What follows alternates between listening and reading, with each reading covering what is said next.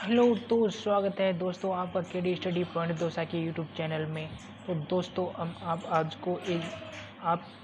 हम आपको आज एजी बायो यानी कृषि जीव विज्ञान के फर्स्ट चैप्टर के फर्स्ट यूनिट के बारे में बताएंगे। तो फर्स्ट यूनिट है पादप प्रजनन।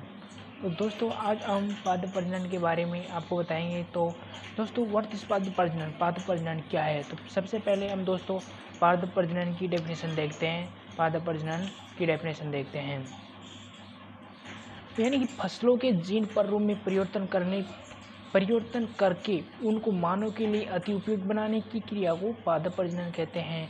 डेफिनेशन ऑफ द पादप प्रजनन यानी फसलों के जीन परिरूप में परिवर्तन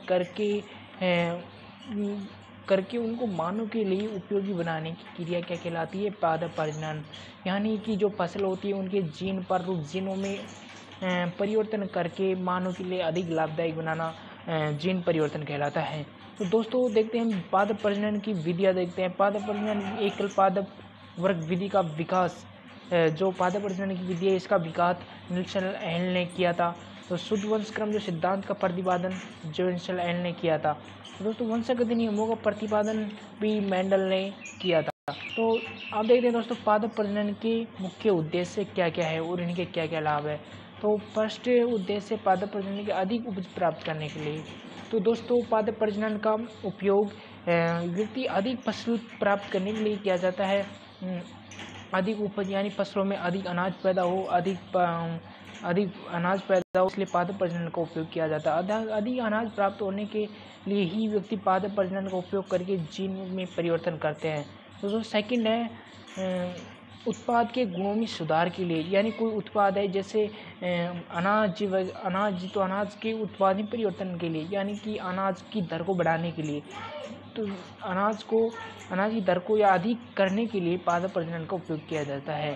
तो दोस्तों थर्ड है कीट और रोग प्रतिरोधी किस्मों का विकास करने के लिए। तो दोस्तों जो कीट संबंधी जो फसलें होती है और रोग प्रतिरोधी जो किस्में होती है जिनसे किसानों को नुकसान होता है और उनको कोई नुकसान होता है तथा फसलों में कमी होती है, अनाज की मात्रा बहुत कम होती है, तो इनके सुधार के लिए पादप प्रजनन का उपयोग किया जाता है, जिसके जीन में परिवर्तन करके फसलों को सही किया जा सके, जिससे कि जो फसलें हैं कीट मुक्त हो जाए और रोग प्रतिरोध मुक्त हो सके।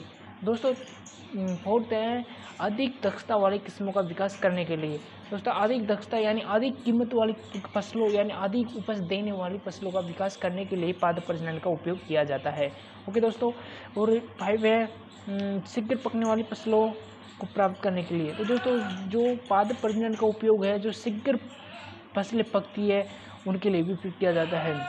दोस्तों पादप प्रजनन का उपयोग जैसे कोई फसल है उसको शीघ्र पकने के लिए किया जाता है। जैसे कोई फसलें 6 से 7 महीने के लिए लेती है, तो इस पादप प्रजनन का उपयोग करने के बाद 3 से 4 महीने में फसलें पककर तैयार हो जाती है। इसलिए कम समय में अधिक फसलें पकने के लिए भी पादप प्रजनन का उपयोग किया जाता है। तो दोस्तों 5 जो है समकाल पकने वाली फसलों को प्राप्त करने के लिए। समकाल का अर्थ है दोस्तों समान काल, यानी समान समय में निश्चित समय में जो फसलें पकती है उनको प्राप्त करने के लिए भी पादप प्रजनन का उपयोग किया जाता है। दोस्तों 7 है प्रस्तुति प्राप्त करने के लिए। दोस्तों प्रस्तुति का मतलब जैसे प्रस्तुति प्राप्त करने के लिए, प्रस्तुति फसलें प्राप्त करने के लिए, प्रस्तुति यानी अधिक कीमत या अच्छी क्वालिटी की जो फसलें होती है उनको प्राप्त करने के लिए पादप प्रजनन का उपयोग किया जाता है। और 8 है प्रकाश असंवेदित पादप प्राप्त करने के लिए। जैसे दोस्तों असंवेदित प्रकाश यानी जो प्रकाश का पावर झेल सके, यानी प्रकाश में भी जो फसलें अच्छी उग सके, प्रकाश की जो किरणें होती है उनका सहन कर सके, यदि इसके लिए भी पादप प्रजनन का उपयोग किया जाता है। तो दोस्तों पादप प्रजनन होता है, इसके अंदर जो प्रकाश की जो किरणें होती है जैसे किसी वृक्ष या पेड़ में, या जैसे पौधा होता है जैसे गेहूं का पौधा होता है एग्जाम्पल फॉर, तो उसमें पादप यानी जो सूर्य की किरणें होती है वो मतलब पौधों के द्वारा झेलना, यदि अधिक सूर्य की किरणें गिर जाए उसके ऊपर तो पौधा नष्ट हो सकता है यानी जल सकता है। तो पादप प्रजनन का उपयोग करने के बाद वो चांसेस कम रहते हैं, जैसे कि उसके प्रकाश असंवेदित यानी प्रकाश की उसका पावर झेल सकता है और पौधा अच्छी तरह हो सकता है। तो दोस्तों 10th 10th उद्देश्य है कि सूखा और लवणरोधी किस्मों का विकास करने के लिए दोस्तों पादप प्रजनन का उपयोग जैसे सूखे हुए जहाँ पर पानी की मात्रा बहुत कम है और जहाँ पर लवणरोधी ज़मीनें हैं उनमें भी उपयोग किया जाता है। जैसे दोस्तों पादप प्रजनन का उपयोग पानी यानी कम पानी के जहाँ पर पानी की मात्रा बहुत कम है वहाँ पर भी फसलें उगाई जा सकती है पादप प्रजनन का उपयोग करके। यानी पादप प्रजनन के जीन यानी फसलों के जीन प्रारूप में परिवर्तन करके जहाँ पर सूखा है वहाँ पर फसलें उगाई जा सकती है। और जैसे लवणरोधी किस्में हैं, लवणरोधी यानी लवणरोधी जहाँ पर ज़मीन है, लवणरोधी ज़मीन में भी पादप प्रजनन या पौधों में जीन प्रारूप परिवर्तन करके लवणरोधी जो ज़मीन है उसमें फसलें उगाई जा सकती है। अगला दोस्तों एबिसालु युक्त फसलें तैयार करना। दोस्तों पादप प्रजनन के उपयोग से ये और फायदा है कि जैसे कई फसलें विषयुक्त होती है जिससे मानव बहुत हानिकारक होती है, मानव के लिए, मानव जीव जंतु के लिए उनका भूसा बहुत हानिकारक होता है। उनमें विष यानी विषयुक्त एक तरह से एसिड होता है दोस्तों, उसके अंदर हानिकारक लवणरोधी होती है, अम्लरोधी होती है ज़्यादातर।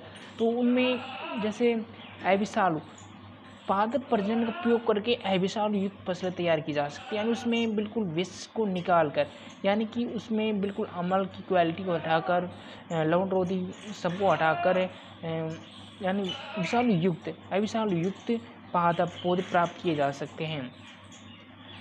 जैसे दोस्तों एग्जाम्पल फॉर जैसे सरसों के तेल में मौजूद इरुसिक अम्ल जो हमारे शरीर या मानव के लिए हानिकारक होता है, इसलिए पशु उन्नत किस्मों का इन पदार्थ मुक्त करना आवश्यक होता है। क्योंकि जो सरसों की फसल होती है वो बहुत मानव के लिए बहुत उपयोगी होती है, उनका तेल बहुत उपयोगी होता है। तो इनमें जो सरसों के तेल में जो मौजूद इरुविक अम्ल होता है इसमें विषाणु युक्त होते हैं, इसलिए इसका पादप प्रजनन का उपयोग करके विषाणु रहित किया जा सकता है।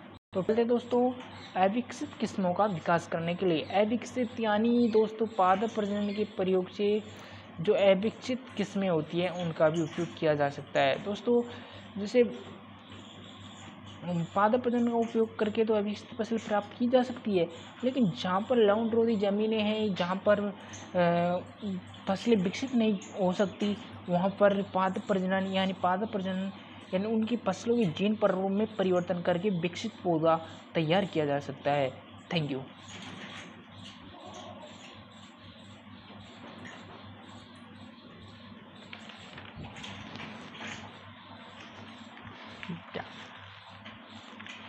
यार मैसेज ने पूरी वाट लगा दी।